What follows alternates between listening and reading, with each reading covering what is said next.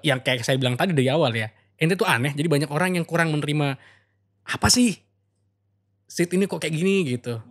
Nah ini misalnya kayak tato saya nih. Ini tato nama Beli Putu kan. Oke, itu legend itu Beli Putu tuh. Cuman saya lupa naruhin senarnya deh. Ya kalau mengutip katanya Beli Mantra itu, seniman itu adalah orang yang sakit. Kamu nggak sendiri, Dio Mukti di sini ngobrol bareng Sidja Matt Fox. Tepuk tangan dong. Salah. Tepuk tangannya salah. Tepuk tangannya salah. Tepuk tangan. Oke bro, gimana kabar? Yoi, Kabarnya gimana? Kabar ya gini-gini aja. Iya gini-gini aja tuh gimana? Sehat-sehat gitu. Ya puji Tuhan sehat. Alhamdulillah. Alhamdulillah. Ini orang yang kalau di skena musik ya, ini kalau saya bilang orang aneh ini. Iya bener. Kok bisa? Iya, karena dia lain dari yang lain. Zia ini. Iya, lain dari yang lain karena itu yang makanya saya pengen ente datang sini Sid. Karena ente tuh beda. Iya. Ente tuh beda. Sebagian orang mikir ente tuh aneh. Oh gitu. Iya. Ente gak capek begitu. Karena beda pilihan bagaimana? Nah, enggak tahu. Ini bukan enggak tahu ya beda pilihan atau gimana. Karena ente beda kalau saya lihat ya. Bahkan tadi sebelum saya datang ke sini, saya sempat diskusi. Saya riset tentang Anda. Oke. Iya. Dan jawabannya memang kayak gitu. Ente tuh beda. Dari segi marketing, segi penampilan, terus segi musik dan lain-lain. Kayak gitu. Kenapa ente begitu? Nggak capek ente begitu? Gak tahu ya, itu kan perspektif orang ya. Berbeda ya mungkin karena nggak sama aja sama mereka. Nah itu dia maksudnya, berbeda karena nggak sama itu gimana maksudnya? Ya gimana ya, semua orang punya jalannya sendiri-sendiri ya. Pemikiran prinsipnya sendiri-sendiri.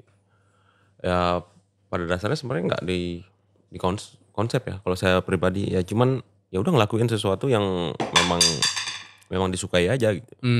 Persoalan orang mau suka atau enggak, ada pro kontra atau gimana itu kan ya udah serahin ke publik aja. Gitu. Tapi saya lihat ya kalau misalnya ente tuh bahkan ente buat kayak manajemen sendiri untuk Sidja ini. Iya. Dalam arti begini, ente jual kemudian sampai ada Matt Fox Store ya kan ya. Terus kalau Anda lihat juga ente juga perform juga lumayan padat jadwalnya sana sini gitu. Bahkan terakhir kita ketemu waktu pas tahun lalu ya. Abis tour. Ya kan? 2023 itu ya. 2023. Ya. Itu saya tuh penasaran. Satu sisi kan ente tuh beda Pak. Itu yang Anda pikir. Ente tuh beda dari yang lain. Itu dan ente bertahan sampai sekarang. Dengan karakter Sidja Matt Fox yang kayak gini. Itu ente bangun atau gimana? Karakter akhirnya terbentuk karena ya atau ciri ya gitu. Ciri khas itu ya karena konsisten aja. Konsisten dan intens tuh. Akhirnya membentuk menjadi karakter gitu. Jadi persoalan bagus atau jelek atau gimana itu sudah ya udah ini Sidja gitu. Sidja Matt Fox. Akhirnya dapat julukan Matt Fox tuh. Ya karena perilaku di panggung, ya kehidupan sehari-hari gitu. Ya dianggap nyeleneh atau aneh, gila gitu. Ya seperti Matt Fox itu. Matt Fox itu kan julukan dulu kalau nggak salah tuh pas manggung di mana gitu. Dapat julukan itu vokalis jogang gitu kan. Jogang tuh bahasa Lombok tuh gila. Jadi vokalis gila. Ya udah akhirnya pas 2016 ditambahin lagi ada Matt Fox gitu. Matt itu kegilaan tuh Fox tuh vokalis. Jadi Sidja Matt Fox. Oke. Vokalis. Oke, mungkin kalau yang ini bahkan kita pernah ngobrol ya. Di Pro 2 waktu itu pernah bahas itu. Iya. Saya riset juga hampir di semua podcast kayaknya kita bahas soal itu. Ada pembahasan soal itu, kenapa namanya Sidja, kenapa namanya Matt Fox. Nah, saya pengen pengen bahas yang lain dari ente. Iya. Sudut pandang deh. Sudut pandang hidup sebenarnya kayak gimana sih? Sudut pandang Ente hidup gitu. Ente punya sudut pandang kayak gimana gitu. Karena kayak saya bilang, saya ulang-ulang ngomong, ente tuh beda. Beda Pak dari yang lain Pak. Entah itu karena ente sengaja branding si Zia seperti ini, atau emang udah natural aja, organik aja, orang pada akhirnya oke, karena orang udah tahu begini jadi ente nyaman di posisi ini gitu. maksudnya sudut pandang tentang Ya, hidup. ya tentang hidup. Ini kan bakal apa namanya, tercermin juga dengan akhirnya kita performnya, branding kita, kayak gitu maksudnya. Sudut pandang ya. Ya sebenarnya santai-santai aja. Maksudnya dalam menyikapi problematika kehidupan nih. Pasti ada ya. Namanya juga kehidupan yang dinamis. Ya selama kita melakukan sesuatu yang di jalur yang semestinya menurut saya gitu. Selama tidak ada mengganggu orang lain gitu, ya udah jalan aja gitu. Maksudnya tidak terlalu memikirkan sesuatu yang memang bukan urusan atau ikut campur urusan orang lain atau apa itu. Ya akhirnya pada dasarnya kesenian ya, musik khususnya. Saya terlibat di 3 medium nih, seni rupa, musik, Menulis juga ya, Iya. novel. Jadi akhirnya kayak ilmu tebu. Apa ilmu tebu lagi? Ya semakin berumur semakin manis. Asik. Jadi bagaimana mengajarkan untuk menjadi apa sebenarnya manusia itu, Nah, bahwa oke. dalam dunia kesenian tuh mengajarkan kita untuk ya untuk berdamai dengan diri sendiri, berdamai dengan orang lain gitu. Misalnya saya tur atau manggung kemana gitu, ya bermain musik itu akhirnya mencari teman, mencari saudara gitu. Karena udah ya itu sesuatu kebahagiaan yang mungkin nggak ternilai itu ya. Mungkin dibanding saya bermain di katakanlah di kafe atau di mana itu. Tapi ketika saya main tur atau di daerah atau di desa atau di mana gitu, saya menemukan satu panggung 1000 saudara gitu. Okay. Jadi bisa continue. Kayak Vespa ya. Satu Vespa 1000 saudara. Iya, jadi kemana-mana itu ada aja gitu. Jadi pada dasarnya ya itu sama seperti saya memilih untuk bersolo karir itu karena saya berpikir bahwa ketika saya ngeband itu terlalu ribet kayaknya karena banyak personil gitu kan. Oke. Keputusannya banyak gitu ya, idenya banyak atau gimana? Ketika ngeband, ya karena di situ ada beberapa kepala dan kayaknya untuk terlalu menyatukan visi itu agak susah gitu. Ya udah daripada mengganggu teman-teman yang lain, mereka punya jalannya sendiri-sendiri, ya udah. Akhirnya saya memutuskan bersolo karir 2010 waktu itu. Keluar dari band saya On Off. Waktu itu band tuh berdiri tahun 2022 kalau nggak salah ya. Sampai 2010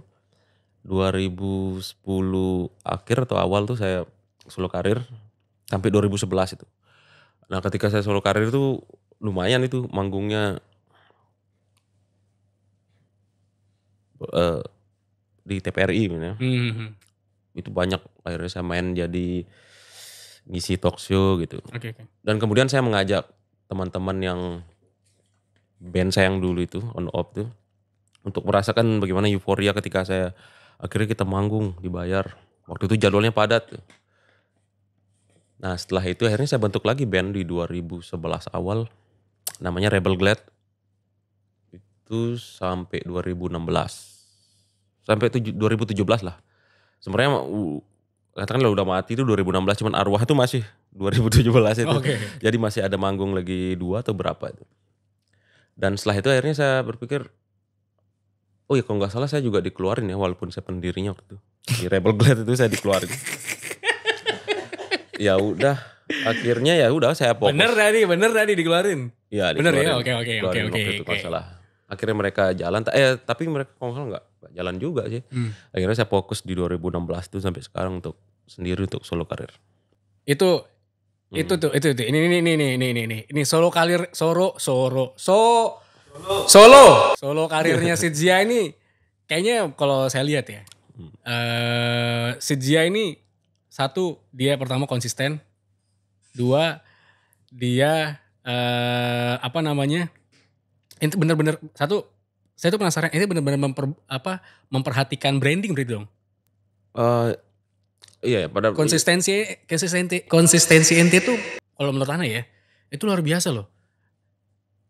Ente bermusik dari 2000 ya 2000-an lah. 2000-an Akhirnya ya. membentuk band 2022. Terus solonya dari 2010 sampai 2011 bikin band kan. Ternyata ya udah ternyata sama aja seperti yang sebelumnya. Ya udah akhirnya fokus ke dari 2016 sampai sekarang sendiri. Itu dia tuh sendiri tapi dia konsisten. Apa sebenarnya yang buat kayak gitu tuh? Ya karena senang aja yang jalanin. Jadi maksudnya lebih ringan gitu. Cuman kadang pas seiring waktu misalnya ada beberapa tawaran main dan eventnya lumayan gak besar gitu. Yang dimana itu membutuhkan panggung besar dan membutuhkan equipment dan personil, akhirnya mau gak mau saya pakai adisional gitu. Oke. Wah, jadi konsepnya ngeband gitu kan. Jadi ya tapi tetap keputusan ya tetap di saya karena solo sendiri kan, penyanyi solo. Pakai adisional gitu. Yang pertama ya karena senang aja ngelakuin. Jadi memang ya manusiawi lah ya ketika ada rasa jenuh dan bosan gitu. Tapi saya punya kiat-kiat khusus lah untuk melakukan agar tidak bosan gitu. Ya mungkin manggung di kafe atau di mana itu kan, atau di panggung yang konvensional yang biasa lah gitu. Jadi ya adalah bosannya. Jadi ya alihkan ke pantai atau musik camp atau apa gitu. Karena kalau udah agak jenuh dalam dunia kesenian tuh justru lebih bahaya lagi menurut saya. Oke. Karena itu sebagai healing ya kalau zaman sekarang, itu penyembuhan. Artinya ya kalau mengutip katanya Billy Mantra itu, seniman itu adalah orang yang sakit. Oke. Ente emang sakit sih bro sebenarnya. Dia menyembuhkan ya dengan berkarya itu sebagai obatnya gitu. Tapi bener sih, ente emang sakit bro. Tapi bukan secara mental ya. Iya, maksudnya gini, dalam arti ya, sakit bukan sakit mental atau kayak gimana ya. Kalau kita lihat performnya Sid ya, coba deh googling di YouTube. Ente lihat performnya dia, gila bener. Ente bisa gitu ada orang di Lombok yang kayak gini. Buka baju gitu. Buka baju, tidur di panggung pak, bener. Tidur di depan drum sambil nyanyi kayak gitu. Nggak ada kepikiran tuh. Nah dia ini, itu di konsep atau emang secara natural tuh pak? Deketan. Iya, itu pas manggung ya waktu itu di salah satu kampus. Enggak, memang waktu itu kan karena penonton banyak gitu. Ya udah, dan penonton juga apa lagunya gitu. Ya udah mereka ambil mic dan nyanyi, ya udah. Saya nggak ngapa-ngapain, ya udah santai-santai aja. Dan waktu itu juga klub jagoan saya tuh Arsenal. Okay. Lagi bertanding kan. Di pikiran saya itu ya, kapan nih berhenti manggung. Mau nonton bola nih. Oke. By the way ngomong-ngomong Arsenal terakhir Piala FA berapa? Tahun berapa? Arsenal nggak dapat apa-apa dia sekarang ini. Dia jagain pialanya Manchester City. Oh tapi kemarin dapat FA ini MU-nya. Ya MU. Ya ini selamat buat vokalisnya RWTP kok nggak salah. Badut. Iya dia kan penggemar MU. Iya dia MU. Kemarin kan waktu MU sama Man City kan, saya sebenarnya mau ngecengin ini anak-anak MU. Saya mau bilang Manchester is blue gitu. Tapi ternyata salah. Manchester is red ternyata. Oke, ini musik oke, ya. Lukis deh. Ini lukis yang saya penasaran nih. Emang dasarnya dari mana gitu? Nah, kalau seni lukis, seni musik juga orang tua. Oh oke. Berarti ini keluarga seniman berarti dong? Ya orang tua saya juga orang PNS kan. Ya. Dan waktu itu dia pensiun dini kan si Bapak ayah saya. Ayah. Udah bosan gitu kan. Dia main band juga kan sering. Ya temannya Gus Dedi juga dia. Sering. Di Big pernah nggak sih? Di Big ya? Di B, kelompok hardcore, Diva. Oh, oke. Angkatannya Gus Dedi lah, angkatannya Gus Dedi. Gus Dedi kelompok hardcore ya. Apa nama bandnya? Damage Machine. Terus. Ya itu akhirnya awalnya saya dikasih ngelukis itu waktu itu ada bule kan, bule mesan lukisan. Waktu itu kalau nggak salah gambar apa ya, kayak ikan gitu kan, kayak semacam di apa ya, dunia ikan dulu. Nah ketika ayah saya ini lagi istirahat makan siang gitu, ya udah saya coba bikinin batu-batuan di karang-karang, terumbu karangnya ikan. Habis itu saya dimarahin kan, awas nih kalau nggak laku lukisannya nih, pokoknya dimarah gitu. Ternyata bulenya malah seneng gitu. Akhirnya lukisan dibeli. Nah dari situ saya dikasih untuk ngelukis, dikasih kanvas. Oke, berarti emang iya sih, berarti darah seni ngalir dari orang tua berarti. Karena semuanya musik iya, melukis iya, nulis buku iya, komik juga, kayak gitu. Sebenarnya ente tuh apa yang mau dikejar? Karena semuanya udah ada Pak di ente Pak. Gini jadi mungkin ketika kita tidak bisa dituangkan ke dalam medium misalnya lagu atau apa, ya bisa dalam bentuk tulisan tuh kan, novel, buku. Kalaupun mungkin kayaknya nggak cocok nih ditulis atau apa itu, ya udah lewat visual, gambar gitu, atau desain apa gitu. Jadi banyak untuk menuangkan secara kegelisahan atau meluapkan, ya udah nih pikiran nih kalau ibaratkan memori komputer misalnya itu, daripada yang ya udah harus dikeluarkan gitu. Oke. Berarti maksudnya gini, ada yang nggak bisa dikeluarkan di musik tapi dipindahkan media. Contohnya kayak apa? Misalnya, ini kayaknya belum dapat musiknya gini-gini tapi ada liriknya nih, ya udah ambil aja kutipannya tuh, mungkin tulis di buku atau dibuat secara visual, lukisan gitu. Ya seperti itu. Banyak lah media-media. Nah itu maksudnya, karena saya kan backgroundnya bukan seniman ya. Gitu. Saya penasaran di situnya Pak. Ente menuangkan, nggak bisa di musik tapi bisa di lukisan, kan dua media yang berbeda itu. Iya justru seperti itu. Jadi malah ketika tidak bisa di tulisan, ya udah dibuat gambar gitu. Atau misalnya Mas apa? Mas Hasan. Misalnya Mas Hasan. Saya nggak bisa mendeskripsikan Mas Hasan kan, karena mungkin belum kenal itu apa gimana itu. Tapi saya lihat wajahnya gini-gini, ya udah saya tuangkan ke media visual, gambar gitu. Ya seperti itu. Agak rumit ya kalau menurut saya ini. Iya, karena orang-orang yang berpikir seniman ya, memang susah dicerna pikirannya. Iya, dia ini bener, ente itu seniman Pak. Kita ngopi lu ya, ngopi. Ente udah ngopi sebelumnya? Belum lah. Hari ini? Nah ini pas nih datang kopinya nih. Ini kopi paling baik di RRI nih. Oke, thank you. Kayaknya beli di Lombok Timur nih. Ente senang kopi enggak? Tahu karakter kopi enggak? Tahu loh, ini kan tato kopi. Nah ini nih, penasaran nih. Kenapa? Dari mana sisi ente tahu kopi itu dari mana?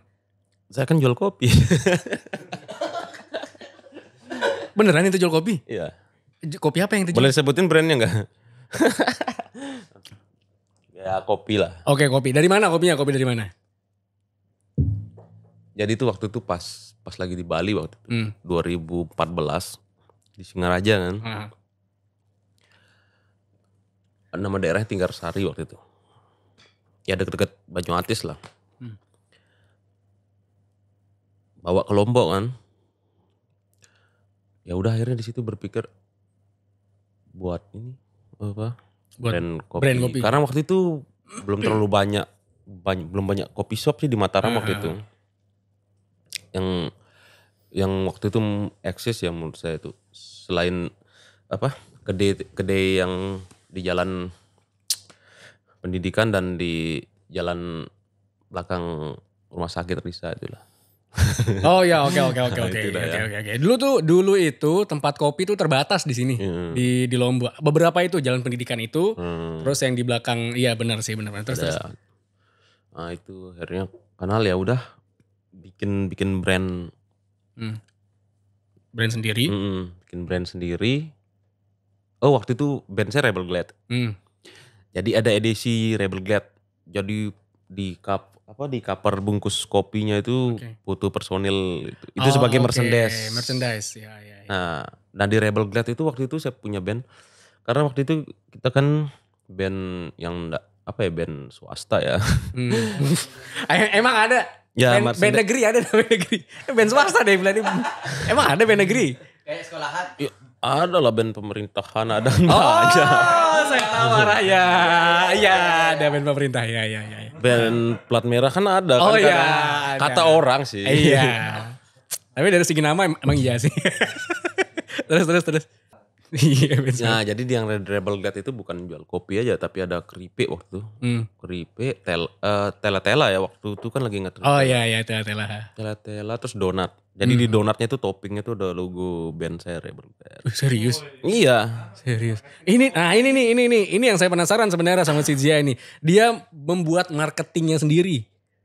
Dia buat marketingnya sendiri termasuk juga kayak merchandise yang dia buat kan. Ya, dan waktu itu sempat dan bikin komik yang Rebel Glad ini. Nah, itu kalau gak salah samaan sama komik Endang Soekamti lah. Bikin ini komik. Apalagi ya pokok jadinya ya itu teman-teman juga mikir ini band atau apa warung toko kelontong atau apa gitu. Iya. Karena banyak semua atau serba. Ya malah waktu itu ya itu jual kerupuk lah, jual macam. Sebenarnya di cerita yang saya ceritain ini ada di buku saya judulnya Ampun judulnya. Oke, nah ini terus buku lagi nih, ini. Itu ada di Ampun 2022 dirilis. Ini kalau kita ngobrol soal si Zia ya pusing Pak, karena dia banyak, karya dia banyak bener. Dan saya suka sama marketingnya dia. Ente marketing tuh gimana sih caranya? Sampai ente bertahan di dunia musik kayak sekarang nih.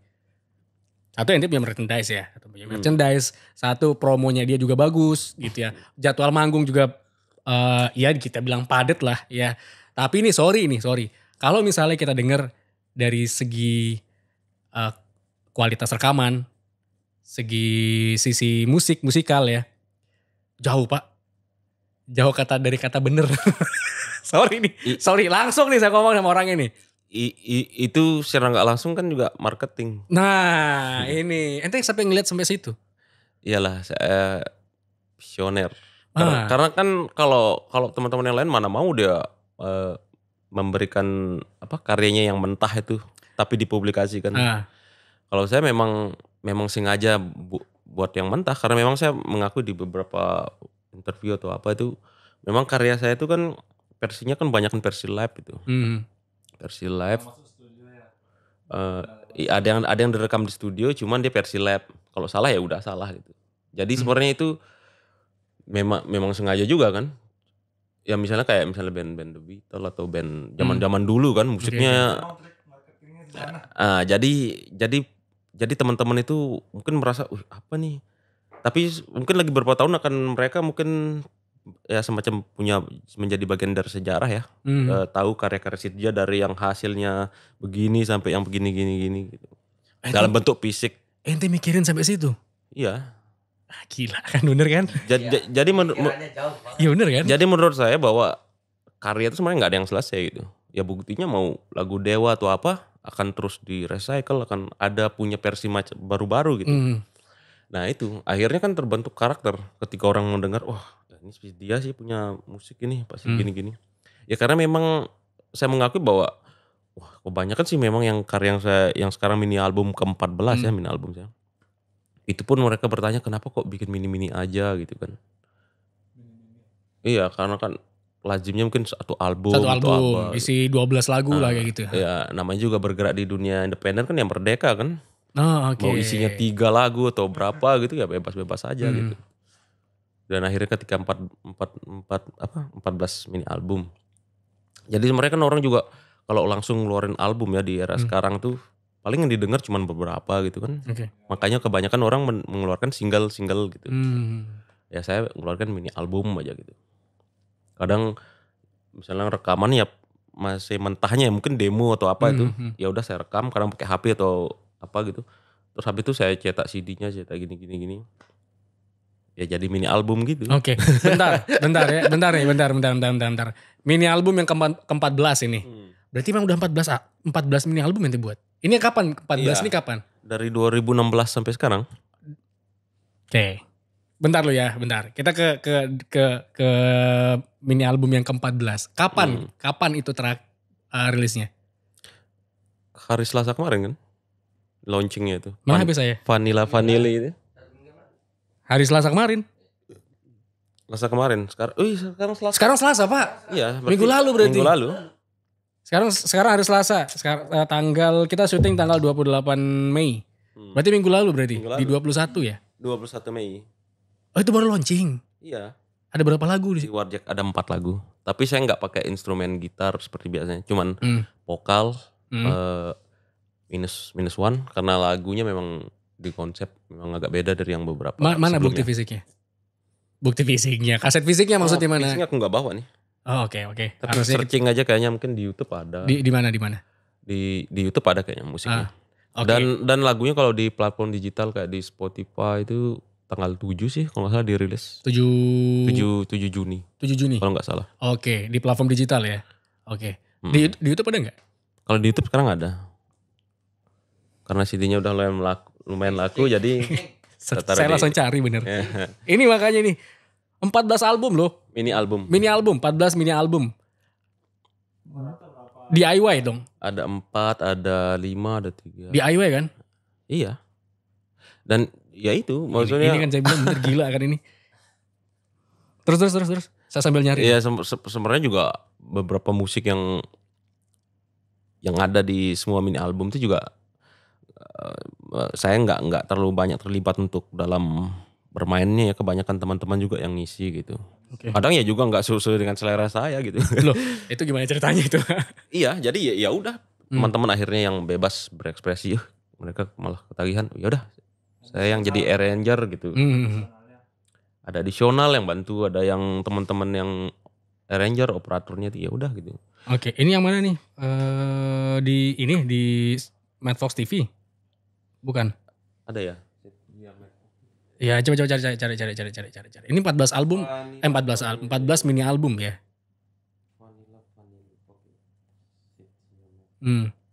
Ini nasi goreng buatan mama, ini salah satu lagu yang saya suka. Belum pernah denger? Coba cari sekarang di Google. Di YouTube deh cari. Versi live-nya, versi pas manggungnya. Oke. Itu coba cari. Kok bisa judulnya kayak gitu? Nah nanti tak tanya nih. Karena dia judulnya udah unik nih. Oke.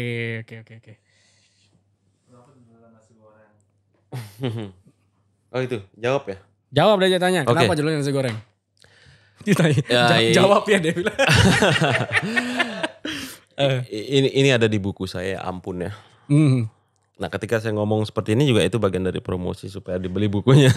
Oke. Jadi itu peristiwanya kalau nggak salah tahun 2017. Waktu itu saya selesai manggung di salah satu kafe di Meninting. Dan waktu itu pulang jam 2 dini hari kalau nggak salah. Ya dalam keadaan agak sempoyongan ya.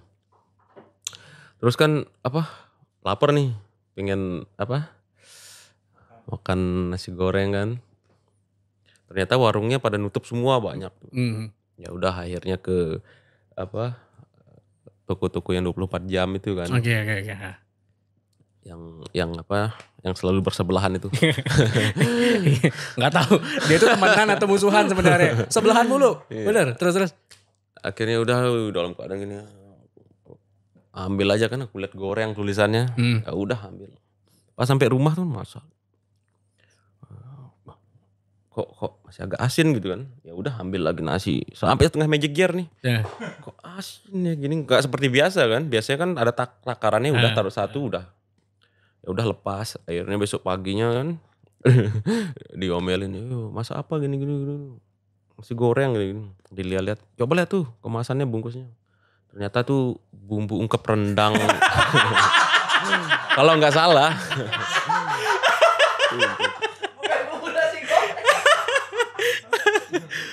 Ya jadi warnanya tuh warna stabilo tuh Valentino Rossi tuh warnanya. Nah, kalau nggak salah ungkep apalah ayam goreng, bebek atau apa gitu. Iya, ungkep. Jadi makanya nggak pas-pas kan takaran pas. Ya udah. Akhirnya lagi berapa hari ya dibikinin nasi goreng. Terus pas mau rekaman itu versi live kan nganterin temen rekaman di tahun 2020 nggak salah ya.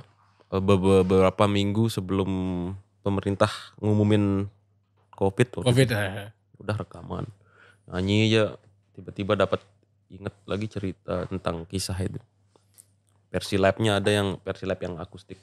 Ya udah bikin nasi goreng. Tapi itu beda sekali sama yang ketika perform gitu. Jadi setiap perform itu lirik nasi goreng tuh liriknya beda-beda soalnya nggak hafal. Tapi cuman bagian rapnya aja yang hafal.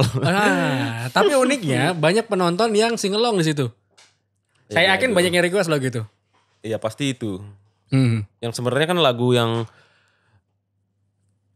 sering sekali di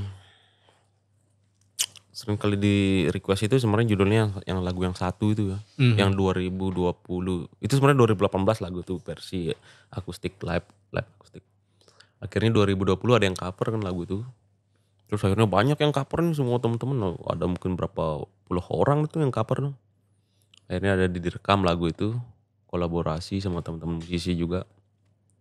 Nah itu 2020 tuh sampai sekarang juga banyak yang request lagu yang satu itu. Tapi akhirnya bersaing sama lagu nasi goreng tuh pasti di request. Iya. Kalau di lagu satu itu kan ada menyebut Tuhan gitu kan. Di lagu nasi goreng kan menyebut mama. Jadi yang menurut saya ya kesimpulannya kalau kita melibatkan segala sesuatu Tuhan atau orang tua tuh akan dipermudah ya. Ini nih. Berkah ya. Tolong jadikan ini potongan TikTok ya. Tolong Mas Amba dicatat ini. Oke, ini jadi potongan ini menarik nih. Karena gini ya. Kalau dari tampilan fisik silakan ya dinilai. Tapi ketika dia ngomong ada benernya juga. Gitu. Ente belajar filsafat tuh gimana sih? Ya enggak sih. Ya akhirnya seiring waktu bahwa ya sebebeknya karya adalah yang bermanfaat. Asik. Iya. Tuh kan filosofis lagi kan. Jadi kan kita akan mikir-mikir nih kalau mau bikin lagu. Apalagi seiring waktu. Enggak maksudnya cocok enggak nih untuk anak-anak atau apa gitu kan kita berpikir kan. Akhirnya ya itu bagaimana membuat karya yang mungkin seenggaknya memotivasi diri lah minimal. Oke, berarti syukur-syukurlah bisa bermanfaat buat orang lain. Berarti ada sisi kedewasaan dari berkesenian si Zia Mad Fox. Ya akhirnya seiring waktu ya memang akhirnya seperti itu. Karena gini, tadi saya sempat ngobrol sama dia bukan pengamat tapi dia menurut saya orang yang sangat mengikuti skena lah. Gitu ya. Tadi saya sempat diskusi sama dia. Dia bilang, coba deh perhatiin karya-karya si Zia sekarang lebih dewasa. Spill dong namanya. Keren. Itu. Karya-karya yang itu lebih dewasa sekarang Pak. Dalam arti begini ya, kalau mungkin awal-awal itu mungkin sisi idealismenya tuh besar sekali. Sisi ego idealisme itu besar sekali. Tapi makin kesini itu masih ada, idealisme masih ada, tapi lebih dewasa. Gitu Pak. Mungkin ya selama pas ngeband itu main band personil kan ganjil semua kan misalnya 5 gitu. 5 oke. Nah, gak boleh tuh ganjil. Kalau kata orang kalau ganjil tuh yang ini setan katanya. Ada 5, ada 3 gitu kan. Iya, orang kelima setan. Nah yang kelima itu ini 2. Jadi mereka ini sepakat dan saya sendiri yang beda gitu. Nah itu dia. Ketika personil bertiga, yang A sama si C ya udah akhirnya saya kalah suara gitu. Ya kebanyakan gitu ya termasuk akhirnya ikut di musiknya. Jadi saya sebenarnya misalnya kayak ngeband. Ya itu waktu pas ngeband tuh ya saya mengikuti selera mereka sebenarnya bukan saya. Bukan karena ya kebanyakan bukan saya itu. Dan dari mini album saya juga yang jumlahnya 14 mini album ya. Ada berapa lagu lah totalnya kalau semua itu. Paling ada beberapa yang memang benar-benar mewakili saya gitu. yang gue banget nih gitu. Oh, oke. Ada mungkin ada 2 atau berapa. Tapi berarti selama 14 mini album itu nggak semuanya dari pikirannya si Zia, dari pikiran Inte. Dari pikiran saya, cuman Loh, tapi kok nggak ada yang nggak, yang ada yang aku, yang saya banget, ada yang nggak gitu. iya jadi begini, ada cuman yang lagu yang pada akhirnya kan ya udah mungkin kesannya itu kayak umum lah gitu. Tapi yang ada yang personal gitu. Oke. Walaupun personalnya ya pasti ada mewakili teman-teman juga kan. Itu yang akhirnya membuat mereka wah dia merasa bahwa terwakili dengan lagu saya gitu. Ya kayaknya mungkin hampir semua musisi ya. Mungkin salah satu misalnya Ahmad Dhani. Oke. Dia menganggap lagu Separuh Napas itu lagu biasa gitu. Justru malah lagu itu kan banyak Ya, banyak mewakili orang. Sekarang. Benar. Pasti semua musisi juga gitu. Mungkin dia punya ekspektasi dengan lagu yang ini, tapi justru malah lagu yang lain malah yang di booming gitu. Oke. Lagu saya yang ketika seluruh karir sih kebanyakan memang tentang cinta-cinta yang 18 plus gitu. Kadang sih jadi bumerang juga kan. Oh ini pengalaman pribadi atau apa gitu misalnya. Ya gimana ya,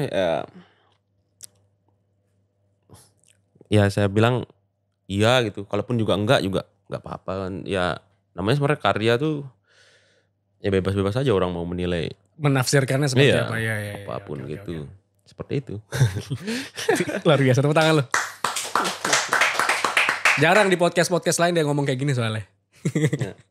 Ada riset Pak sama Inte Pak, bener?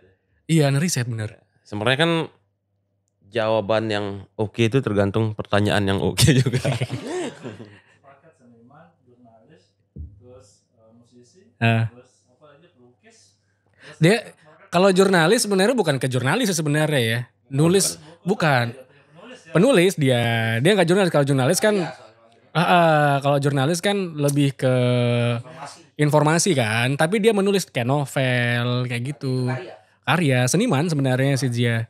Bener. Tapi banyak orang kalau boleh jujur ya, ente sadar atau enggak banyak orang yang kurang menerima keberadaan ente. Astagfirullahaladzim. Jahat sekali. Sadar gak sih itu? Banyak orang yang kurang dalam arti yang kayak saya bilang tadi dari awal ya. Ente tuh aneh, jadi banyak orang yang kurang menerima apa sih? Sid ini kok kayak gini gitu. Mungkin dari sisi sebagai musisi ya. Ya sebagai musisi. Sadar gak sih itu? Iya, kalaupun sadar atau enggak sebenarnya enggak terlalu peduli ya. Tapi maksudnya dalam arti sadar ada yang gitu. Atau emang bodo amat lah. Jangankan saya yang manusia ya, Rasulullah aja banyak ada yang benci kan. Asik. Benar kan? Iya. Lah ini bahasa agama nih. Jadi Allah. untuk menyikapinya itu ya santai-santai aja. Maksudnya ya pro kontra itu kan hal biasa. Maksudnya persoalan mereka mau ada yang suka mau ada yang enggak tuh ya anggapnya biasa aja gitu. Ini saya suka. Banyak potongan kita nih sekarang. Karena kan kita nggak bisa memaksakan orang tuh harus suka atau apa gitu. Karena memang ya itu ada hitam dan putih itu sebagai penyeimbang sebenarnya. Ente di mana di hitamnya apa di putihnya nih? Jadi nggak boleh harus beriringan kalau menurut saya sih. Harus seimbang gitu hidup tuh. Ya oke lah, sekarang kita minum kopi, ya mungkin malam minum susu kan biar bisa tidur gitu. Jadi apapun yang berlebihan kan kurang baik kan. Bener. Jadi apa-apa tuh harus seimbang gitu. Bener kata teman saya. Jangan harus apa? Misalnya baru belajar agama, kan banyak itu kan orang Straight, lurus. harus gitu. Nah mungkin ibaratnya seperti jalan, misalnya jalan lurus Siratal Mustaqim. Atau jalan Udayana gitu. Oke, Udayana. Langko Udayana kalau lurus. Atau apa jalan bypass gitu. Oke. Itu kan karena sepi mungkin dianggap itu kan. Jadi itu maunya kenceng gitu. Padahal kan justru ketika merasa nyaman itu di situ sebenarnya tantangan tuh banyak gitu. Ya kita nggak tahu mungkin lewat apa gitu kan. Ya dari situ harus tetap mengontrol gitu. Jadi memang apa-apa tuh harus beriringan gitu. Ya saya pribadi sih misalnya ada orang yang muji ya saya nanggepin ya biasa aja. Ketika ada kritikan atau mau hinaan atau apa tuh ya saya menyikapinya beriringan gitu. Nggak boleh ada yang dominan nih. Jadi kan akan jadi pikiran kan. Oke. Ketika orang memuji kita justru malah jadi jumawa kan kurang bagus juga. Dan ketika ada orang kritik atau apa terus kita merasa down itu kurang bagus juga. Jadi ya udah mengimbangin konversi lebih bagus menjadi karya gitu. Dan atau menjadi apa ya introspeksi untuk diri gitu. Ya kadang gitu juga misalnya pertemuan di ramean gitu kan, manggung, habis manggung atau apa itu. Kadang juga nggak fokus gitu kan, misalnya ada orang manggil atau apa gitu. Nggak sempat negur atau apa. Itu malah jadi pikiran kan sampai rumah gitu kadang-kadang. Enak nih, dipikir sombong atau apa gitu. Besok harus ketika misalnya rame orang atau apa tuh, ya udah sempatin untuk bersapa atau apa gitu. Ya hal-hal seperti itulah. Artinya mungkin sekarang B ya cobalah ke variasi C ya. Artinya untuk yang lebih baik lagi. Bacaan ente apa sih sebenarnya? Ente suka baca buku? Ya karena pengalaman aja mungkin ya. Nah, bener berarti. Woi apa itu? Bener kayak teman saya bilang. Ada Sidzia saat ini posisinya ya. Udah dewasa. Dewasa dalam berkarir. Dewasa dalam sudut pemikiran. Bener berarti dibilang sama teman saya. Mau tahu gak siapa orangnya? Siapa? Nanti aja. Jangan disebutin di sini. Jangan. Nanti sewaktu-waktu saya bakal undang orangnya. Itu. Dosen ya? Enggak, dia bukan dosen. Dia orang yang berada di skena dari 2000-an sampai sekarang masih berada orangnya. Kayak yang pernah sponsorin saya. Enggak. Bukan. Dia kan dia di sini. Yang pernah sponsorin ente? Iya. Temennya? Temennya. Iya.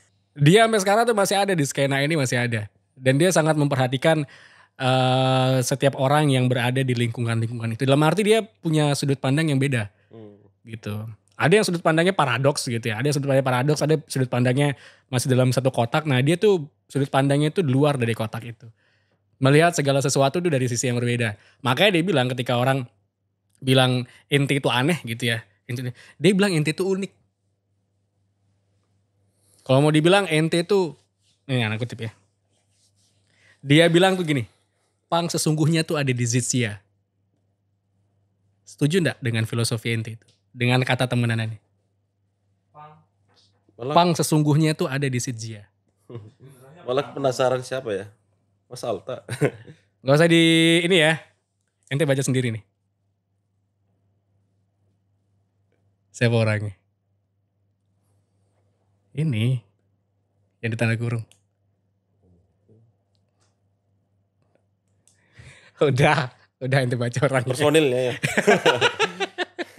Itu tuh saya diskusi sama dia tuh. Dia sampai memperhatikan itu bro. Padahal jarang komunikasi ya ketemu. Iya karena kan dia memperhatikan. Bukan dalam arti dia berkomunikasi tapi kan dia memperhatikan. Itu. Bapak skena. Respect bro. Oke. Ente filosofi hidup ente apa sih sebenarnya? Kita sabar. Oke. Filosofi hidup ente apa sebenarnya? Karena begini ya, kalau misalnya di ranah ternyata saya sama si Zia itu berada di circle yang sama. Tapi kita gak ketemu. Iya sempat. Iya kan? Sempat sama, cuman kita gak ketemu. Bahkan ente juga ada ketika zamannya Jacknet. Nah iya. Iya kan? Nah itu. Jadi di era 2010-an ya Jacknet itu jadi tempat. Dulu belum ada skena, istilah skena ya. Dulu istilah skena tuh belum ada tapi disitulah tempat orang ya bahas musik, bahas lifestyle, terus kehidupan tren ada di situ, kayak gitu. Bahkan ente ada di zaman Jacknet itu ada berarti ya? Sebenarnya ya. Deketan. Skena itu kan mulai merebak kan. Sebenarnya skena itu kan udah lama kan. Iya, skenanya sebenarnya udah lama, cuma bahasanya itu yang ya, akhirnya ya bisa dibilang juga apa ya? Akhirnya pada dasarnya yang suatu perkumpulan tuh ya akhirnya komunitas lah seperti itu. Komunitas ya.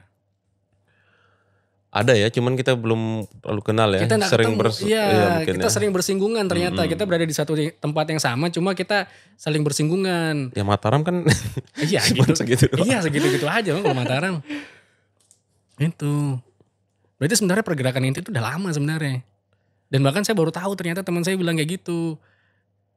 Sejak zaman Jacknet tuh dia udah ada. Dia tuh bilang kayak gitu loh. Padahal yang dia bilang sendiri komunikasi pun juga jarang kan sama dia. Bahkan hampir gak pernah kan. Tapi dia memperhatikan itu. Ya mungkin ya. Ya mungkin karena kalau mungkin sekarang mungkin kalau mungkin yang dulu mungkin ya termasuk salah satu bro yang satu ini ya. Sebut nama ya? Ya terserah lah yang dia mau sebut. Si Oni ya. Oni Kill. Respect Bapak Sekian Lombok. Ya kayak Oni mungkin teman-teman yang dulu dah. Ya banyak lah yang tahu gitu. Cuman akhirnya saya nggak terlalu masuk lagi ke circle yang entah tuh punk atau apalah gitu. Yang akhirnya yang membuat saya berpikir bahwa ya kok malah ribet gitu ya. Akhirnya menjadi diri sendiri itu lebih asik ya sepertinya. Nah itu dia maksudnya dalam bukan skena punk ya, dalam filosofi kehidupan punk itu kan begitu, do it yourself, dan sedang Anda kerjakan tuh kan sekarang itu kan do it yourself, mandiri, iya bikin karya mandiri, publishnya juga sendiri, kemudian mengatur manajemennya juga sendiri dan lain sebagainya sendiri, iya kan? Iya. Ya makanya nggak salah dong kalau misalnya teman saya bilang punk sesungguhnya itu ada di Sijia, terserah orang mau terima atau enggak gitu. Setuju enggak? Ya bebas-bebas saja. Oke, kita ngopi dulu sambil kita bacakan pertanyaan-pertanyaan. Tadi udah kita lempar pertanyaan di Instagramnya RRI Mataram. Mana dia? Oke, ini udah di 46 menit.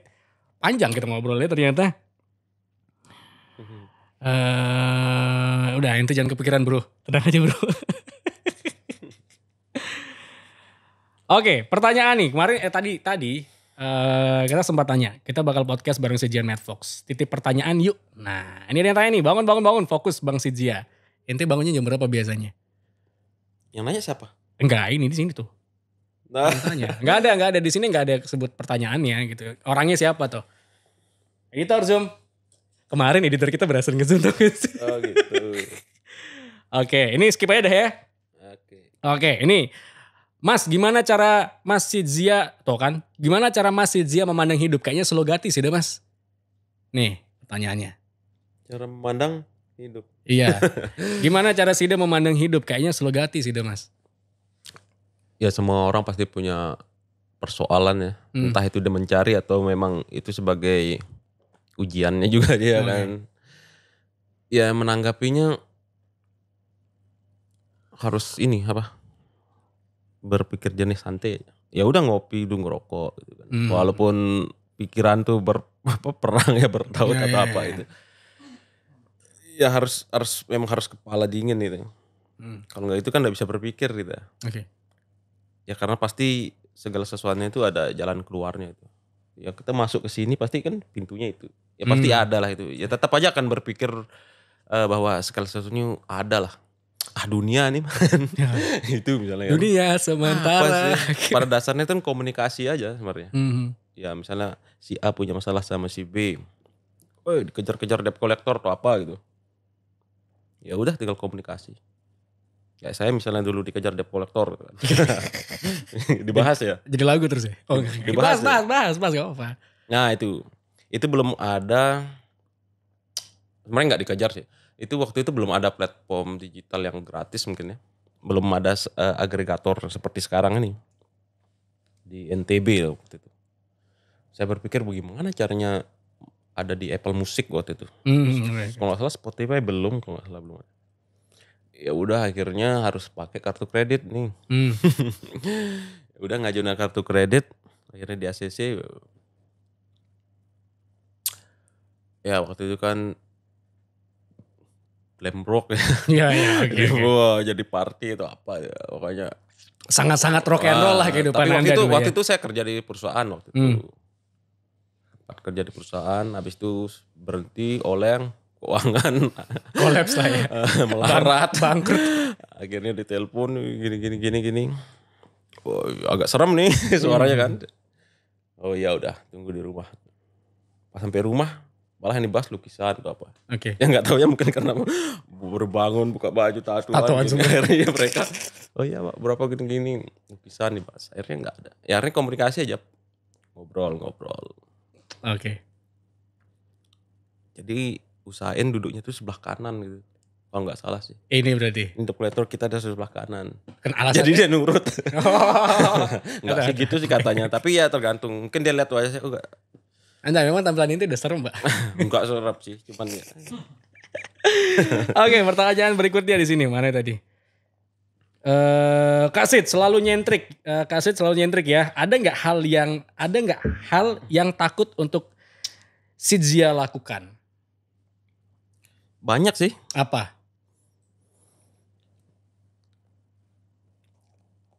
Ya apa ya. Misalnya berenang terlalu jauh, agak jauh. Oke, saya juga takut kalau gitu. Benang terlalu Iya. dalam juga takut, Pak. Maksudnya ada hal-hal apa?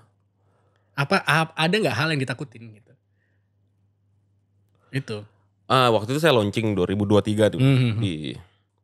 Di salah satu apa daerah Cakra tuh. Oke. Tapi sekarang udah mau collab nih. Oke, nggak usah disebut. Ada wahana permainan waktu itu kan. Tapi saya nggak ikut waktu itu. Akhirnya kru dan teman-teman yang lain yang ikut main apa itu. Saya nggak ikut. Ya, itu salah satu saya nggak berani yang adrenalin seperti begitu. Oke. Ketinggian dan sebagainya nggak berani. Membunuh kecoa juga saya nggak berani. Oh, serius? Saya Alasannya? nggak berani. Ya karena kecoa itu kan. Dia tuh kan sendiri itu dan makhluk yang Random. purba juga. Iya. Jangan kan kecoa, semut aja saya nggak berani. Serius? Iya, masih berpikir 1000 kali saya bunuh semut. Nyamuk Serius? gitu ya. Atau tumbuhan daun kan. Saya mau petik daunnya atau apa itu saya harus berpikir. Kadang merasa berdosa. Hah? Kenapa? Misalnya daun ada 5 gitu kan. Oke. Daun apa gitu kan. 5 banyak. Terus saya petik gitu. Nah, habis itu saya berpikir berdosa rasanya. Ya kalau menurut saya itu. Mungkin dia lagi bercengkrama dengan keluarganya itu. Oke. Terus tiba-tiba saya ambil. Terus dia sedih rasanya tuh. Sama seperti semut atau apa tuh. Dia lagi cari makan kan. Cuman mengambil gula dikit tuh. Terus tiba-tiba saya bunuh. Terus anak-anaknya nunggu di rumah sama keluarganya gitu kan. Sedih kali rasanya kan. Nah itu. Jadi saya lebih baik. Udah dah gigit atau nyamuk gitu. Dan dari nyamuk itu saya pernah punya mini album ke-6 itu judulnya Nyamuk Frustasi. Karena iya lagu Nasi Goreng yang versi live-nya itu akustik itu ada di mini album Nyamuk Frustasi itu. Itu awalnya itu waktu itu banyak nyamuk kan. Daripada saya harus tepuk apa mau bunuh nyamuk gitu. Ya udah saya pakai selimut. Tapi kan masih suaranya gitu. Akhirnya ya pakai lotion gitu. Tahu-taunya telapak kaki saya yang digigit. Gatalnya tuh nggak enak kan. Habis itu saya berpikir kayaknya frustasi nyamuk ini ya, nggak dapat darah telapak kaki digigit. Besoknya ya bikin lagu itu akhirnya mini album itu akhirnya. Ada di mini albumnya. Oke. Percaya kan apa yang saya ngomong kan? Iya. Percaya kan? Unik kayak Mas Zia nih. Pernah kepikiran gak jadi gitar gak? Wah, siapa punya pertanyaan nih? Pernah kepikiran jadi gitar gak, Kak? Maksudnya jadi gitar. Iya gak tahu ini pertanyaannya mulai random nih. Pernah kepikiran jadi gitar enggak? Suka dipetik atau dicubit? Asik. Jadi gitar fisik atau menjadi pemain gitar? Iya, jadi nggak gitar. tahu, pertanyaannya. Ya kalau jadi gitar enggak sih. Nah, ini misalnya kayak tato saya nih. Ini tato nama Beli Putu kan. Oke, itu legend itu Beli Putu tuh. Cuman saya lupa naruhin senarnya deh. Ini kayak bambu nih. Sorry, bukan Beli Putu. Siapa? Ini kalau nggak salah mantan personel Kaleng Bekas nggak salah. Oh, Si oke. Kadek ya. Kalau nggak salah dia nggak tahu. Beli Putu emang nato Beli Putu? Enggak, saya jadi kepikiran gitar kan dia buat gitar kan. Oh iya. Oke, Beli Putu tuh legend. Sepakat beliau legend? Ya, apa pertanyaan tadi gitar ya? Pernah kepikiran gak jadi gitar itu? Enggak pernah. Gak pernah. Oke. Anda buat pertanyaan. Emang kadang-kadang emang kita kalau misalnya kayak mau syuting ya, kita suka lempar pertanyaan gitu dan banyak pertanyaan-pertanyaan random. Kayak gitu. Kayak gini salah satunya contohnya. Terus ada pertanyaan berikutnya. Kenapa namanya Sidzia Mad Fox? Kenapa enggak Sidzia Mading? Astagfirullahaladzim. Nanti kalau namanya si Jamading, kenapa enggak si Jametpo? Kayak gitu kan biasa pertanyaannya kan. Oke. Kemudian yang kedua, Kak arti only God can judge me di tangannya apa? Ini sebenarnya salah juga tatonya nih. Coba. Harusnya kan only can judge me God. Enggak sih. Itu maksudnya apa tuh? Aku lupa ya siapa yang tato ya. Hmm. Ya udah waktu itu dia ya sebenarnya untuk pengingat aja sih Mhm. bahwa ya harus berserah apapun itu Tuhan yang berkehendak gitu Oke, sebenarnya. oke. Yang berhak menilai. Artinya memotivasi kan ketika orang lain atau manusia lain mungkin menghakimi menjat kita bahwa Tuhan bersama gitu. Hmm. Eh, Tuhan yang punya urusan lah, persoalan lo mau dosa mau gimana gitu. Tuhan yang berhak menilai dan menghakimi. Oke. Only Seperti God can judge me gitu. Yes. Oke. Jangan pernah menjadi Tuhan. Dia kan bener kan? Iya kan Tuhan kan tempat menilai. Kadang-kadang banyak manusia yang pengen Menjadi jadi Tuhan. Tuhan. Iya. Menilai, mengambil apa namanya porsinya Tuhan. Yaitu menjudge, bukan menjudge ya, menilai seorang orang lain gitu. Aduh, dalam nih. Satu pertanyaan terakhir, ada punya pengalaman lucu nggak selama berkarya? Entah bikin lagu, manggung, nulis buku dan lain-lain seperti nasi goreng, bumbu ungkep rendang. Orang dalam nih nanya. Pertanyaannya. Iya, pernah punya pengalaman lucu nggak selama berkarir lah, musik, nulis buku, ngelukis. Yang lucu ya apa ya banyak sih. Apa ya pas manggung gitu. Terserah gitu. Kayaknya ya itu pas di D3 Undram pernah. Waktu itu pas sama band saya On Off. Saya tuh pakai rambut palsu waktu itu. Oke. Jadi nggak tahu ya itu mungkin apa ya penonton itu kan yang ditonton tuh bandnya cowok-cowok semua kan. Waktu itu saya pakai rambut palsu panjang. Ketika saya naik panggung, semuanya tuh bersorak kan. Gini. Ketika dia tahu saya cowok, aku nggak tahu kenapa chaos gitu. Mereka gini, akhirnya saya ninja di tengah juga gini, akhirnya dikejar-kejar kan sama mereka, turun dari panggung band tuh. Ada nasi kotak, ya udah saya ambil dulu, habis itu baru pergi. Oke. Ya bagi saya apa ya? Seru juga maksudnya ketika dia tahu saya cowok, mereka marah-marah gitu. Oke, selama ini gara-gara pakai wig dikira cewek gitu. Dikira cewek gitu. Karena mungkin yang ditonton tuh cowok-cowok semua. Saya mainnya waktu itu malam kan. Tiba-tiba nggak tahu kenapa dari belakang mungkin, cantik. ya, mereka merasa kecewa. Iya. Begitu Dikejar lah. hadap ke depan ada jakun nih di sini. Oke deh, yang terakhir apa yang mau dibuat sama si Jamet Fox setelah mini album? Banyak sebenarnya yang bisa dikulik sama dia nih karena nih di sebelah kan masjid nih. Udah kedengeran suara ngaji. Nah, ntar kita tabrakan sama suara azan itu. Ini ngerjain proyek untuk album pertama ini kan belum kelar juga nih. Nah, jadi sebenarnya mini album ini kan dibuat itu untuk proyek ke album ya, diambil yang dimana kira-kira yang cocok, terus habis itu direkam ulang yang benar-benar secara proper musiknya, baru dimasukin ke album kedua ya. Kalau yang pertama nih ya baru ada berapa ya itu. Terus sama rencana bikin mini album yang ke-15 kan untuk persiapan tour kayaknya kalau gak salah. Setahun berapa kali sih yang buat album, Pak? Setahun mini album sekali malah. Ya itu sebenarnya kurang produktif ya, katakan setahun tuh ada 12 bulan. Bikin cuma 4 lagu tuh kan kurang produktif rasanya. Enggak, maksudnya begini Pak, ente udah 14 nih, mau mikirin lagi buat 15 lagi. Promonya untuk gimana? Persiapan tour. Oh, jadi memang khusus untuk yang tour yang ke-15 ini. Apalagi sekarang kan mau tanggal muda nih. Oke. Kita udah DM teman-teman nih. Siap beli baju. Nah, gitu. Iya.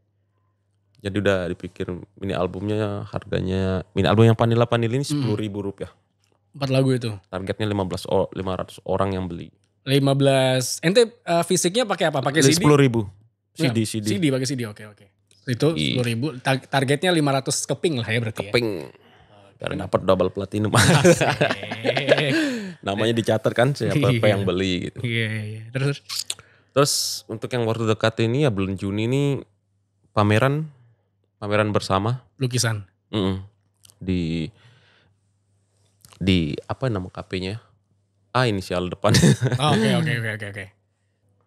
Kalau nggak salah ya itu. Sama komik, lagi bikin komik ini. Semua dia diborong semua sama dia nih. Oke deh, thank you. Sid. Oke. Thank you.